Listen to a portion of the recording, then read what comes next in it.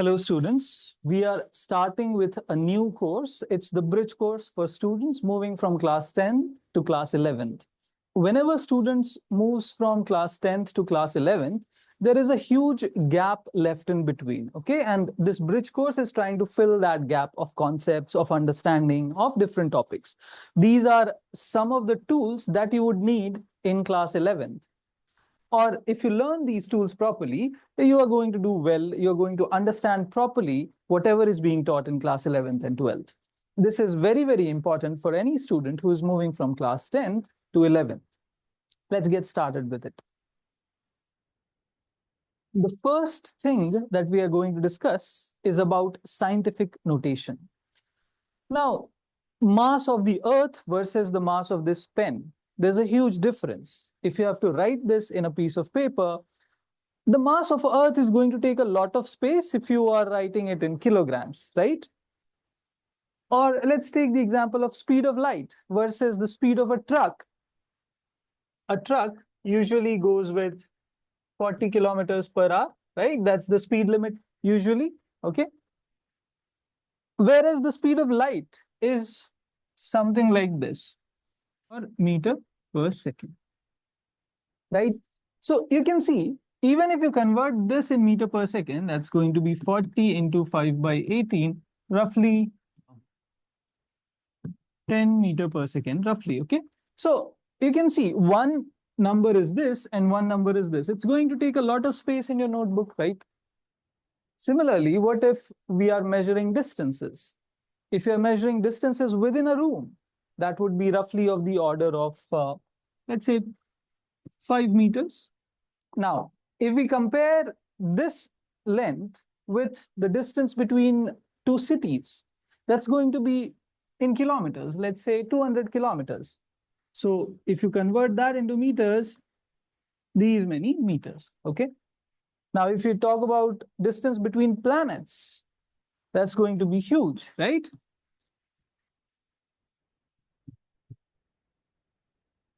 These many meters, okay? Similarly, distance between a star and a planet, between the sun and the earth, that's going to be even greater, and so on. Distance between two galaxies, even greater than that. So this kind of representation is not suitable for scientific use. Here is where scientific notation comes into picture. Let's look at what is scientific notation. It's an elegant way of representing measured quantities, even if the measured quantities are very, very big like this or very, very small. For example, what is the diameter of an atom? What is the diameter of the nucleus? What is the diameter of a proton?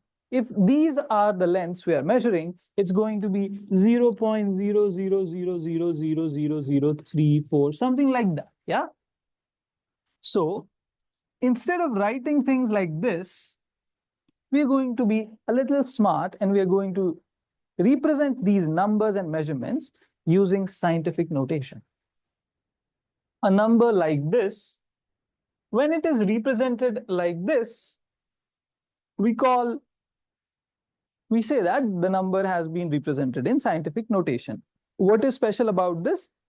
Whatever number you will have here, let's call it n, this number will be bigger than 1 and would be smaller than 10, okay? So how do we represent 4237.8 using this notation? So you have to basically move this decimal 3 places towards the left, okay? And you would get the number. Now, if you're moving this 3 places towards the left, that means you have multiplied, so 4.2378. When you multiply it by 10 to the power 3, only then you will get back this number, right? So you must mention this also. So you will see you have a number here which is multiplied to some power of 10. Now, this kind of representation is what we call as the scientific representation or scientific notation. Now, this is what we are going to use throughout class 11th and 12th. All the numbers, all the data, everything that we are representing will be representing in scientific notation. this was a case when we had a big number, yeah, a big number like this. So the exponent of 10 came out to be positive. What if we have a very, very small number, a number smaller than 0, something like this, 0.000082. Now, to bring this number, a number between 1 and 10, we need to move the decimal point, this time to the right, 1, 2, 3, 4, 5. 5 spaces to the right. So then we'll get 8.2. But to get back the original number, we have to multiply it by 10 to the power minus 5.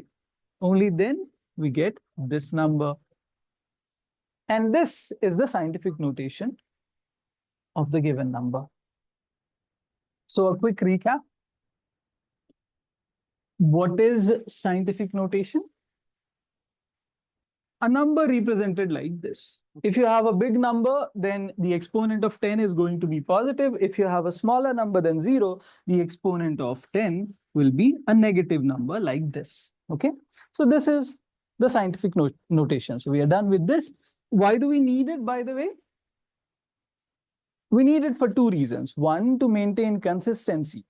Anywhere in the world, if some student is making measurements, if we have a standard so that all data is represented in that format, it would be good for scientific development, right? It would be good for scientific community to understand someone else's work. That is one reason.